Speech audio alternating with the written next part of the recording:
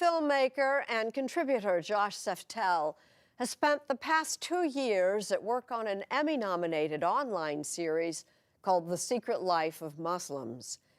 The remarkable way just one of those lives turned around is the story he has for us this morning. Given the recent attacks in New Zealand, we think it's timely and provocative. As a filmmaker who happens to be Jewish, I've always wanted to understand why people hate, whether it's Christians, Jews, or Muslims. I hope this story will help you understand a bit more about the origins of hate and maybe offer a touch of hope, even in the wake of tragedy. I get a knock at the door and hear two guys in a suit. I'm from the FBI. The first thing I have to say is, what took you guys so long? I told them the truth. I was going to make my own IED, and I was going to set across the Islamic Center over in a bank's parking lot, and I was going to dial it in and just watch the show. Growing up, I saw a movie, and it was Rambo. Rambo was tough, respected. He had intestinal fortitude. I said, that's what I want to do. I went off and joined the Marine Corps. I wanted the action. The first time I got shot at, I remember looking at my watch and I says, man, this time last year I was in English class. I fought several times in the Middle East, Desert Shield, Desert Storm, South America, Philippines, Somalia. I think the worst things that I have seen is dead children. I had to suck it up. I had to be there for my guys. Each one of those teardrops stands for a confirmed kill. I stopped adding after 26. Where I was taught, Marine Corps, just own it and then let it go. But there comes a time when there's too much of that and you can't turn it off anymore. I want you to give me a window into your state of mind at that time.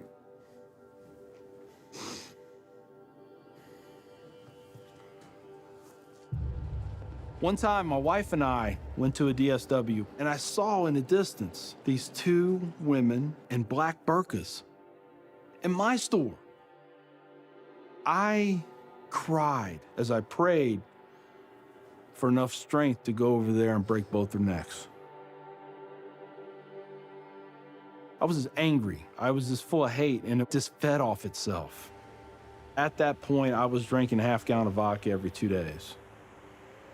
I had devised a plan, create my own IED, homemade bomb, and I was going to set it off right outside the Muncie Islamic Center. 200 plus killed or injured. That was the plan. I saw an opportunity to do one last thing for my country. This was my rationale. I knew I would end up in a federal prison with a needle in my arm. I didn't care. My hatred of Islam, it was the only thing that was keeping me alive. So one day my daughter comes home, second grade maybe.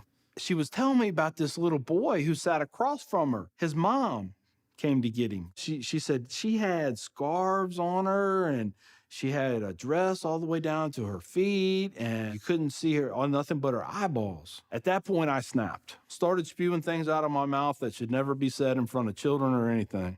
She didn't say anything.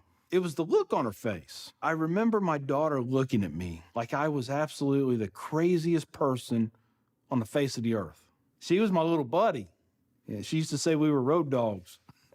I know I saw it in her eyes. I made her question that love. And that's when the light bulb came on. I decided to give the people of this community one more chance. So I went to the Islamic Center, see a gentleman in the shoe room taking off his shoes. He looks at me and he smiles. He said, can I help you? And I said, yeah, I want you to teach me about Islam. So he went and he gave me a Quran. Read this, come back when you have questions. So I did. And I would see things in the book. I'd be like, there it is. I got them right there. Explain that to me. And they would. This was a kind of awakening. Long story short, 8 weeks after that first day I stepped into the Islamic Center, I became a Muslim.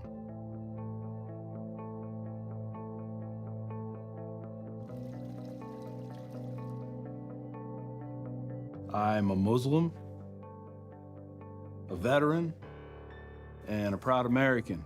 I had learned that I was completely wrong about everything that I felt. You know, Judaism had a message, Christianity had a message, Islam had a message. Funny thing is, though, it was the same message. It was about peace, and it was about love. Please join me in welcoming Mr. McKinney. My big thing is now to stop the hate. Nothing good has ever come out of hatred. I've done too many things. I've hurt a lot of people. I have to live with that. But if I can stop somebody else on the path of non-forgiveness, I won.